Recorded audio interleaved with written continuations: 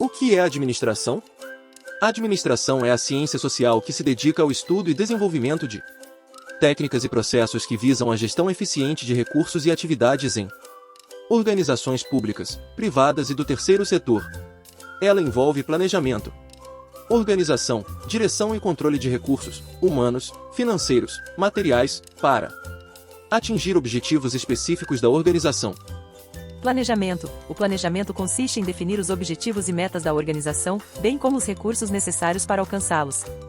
Isso envolve a identificação de problemas, a formulação de estratégias e a criação de planos de ação para atingir os objetivos estabelecidos.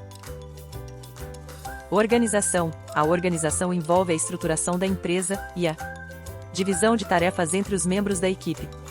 Isso inclui a definição de hierarquia e autoridade, bem como a alocação de recursos e responsabilidades para cada área ou departamento da organização.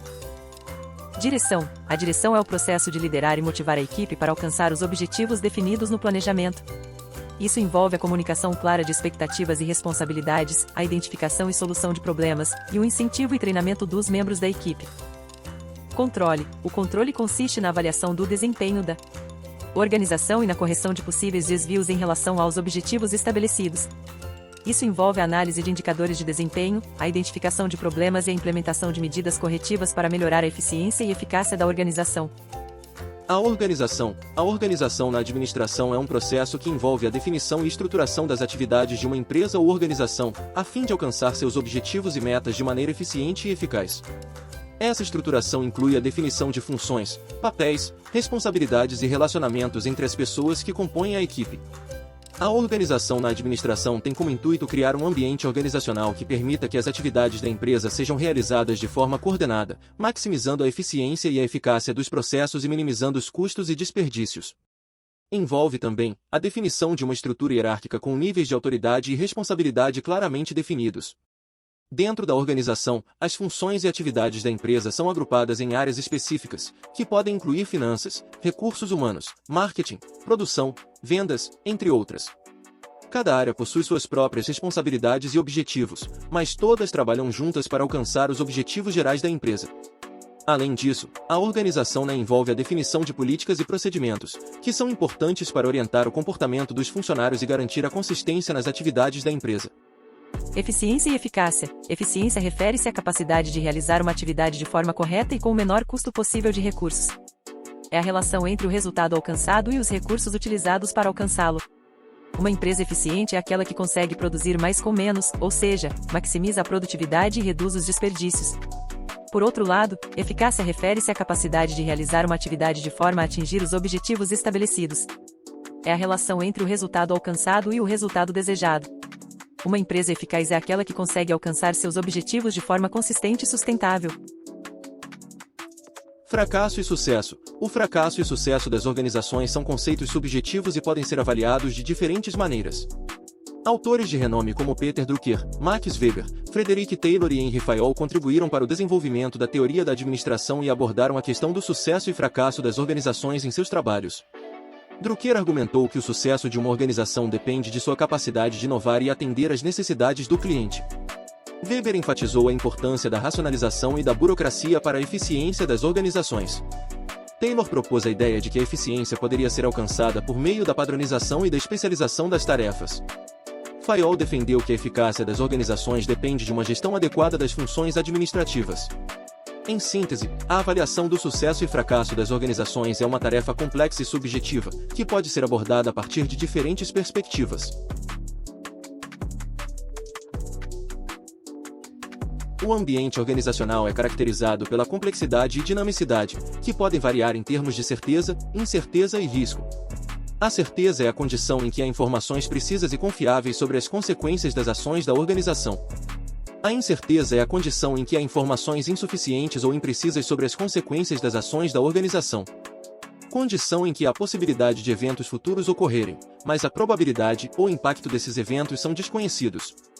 Ambiente externo. Conjunto de fatores externos que influenciam as atividades da organização, como fatores econômicos, políticos, tecnológicos e sociais. Ambiente contextual. Fatores mais amplos e genéricos que afetam a organização, como mudanças demográficas, culturais e legais. Ambiente operacional. Fatores mais específicos que afetam diretamente a organização, como a concorrência, clientes e fornecedores. Ambiente interno. Conjunto de fatores internos que afetam a organização, como a cultura organizacional, estrutura, recursos humanos, finanças e tecnologia. Adaptações do ambiente interno. A adaptação do ambiente interno de uma organização é um processo contínuo e necessário para que ela possa sobreviver e prosperar em um ambiente externo cada vez mais desafiador. As mudanças podem incluir alterações no mercado, novas tecnologias e alterações nas regulamentações governamentais. Autores como Barnes e Stalker abordam a necessidade de adaptação das organizações ao ambiente externo, destacando que organizações em ambientes estáveis tendem a ter uma estrutura mais rígida, enquanto organizações em ambientes instáveis precisam ter maior flexibilidade. A cultura organizacional também é um fator importante a ser considerado na adaptação do ambiente interno. Sen destaca que a cultura organizacional pode ser um facilitador ou um obstáculo na adaptação da organização ao ambiente externo.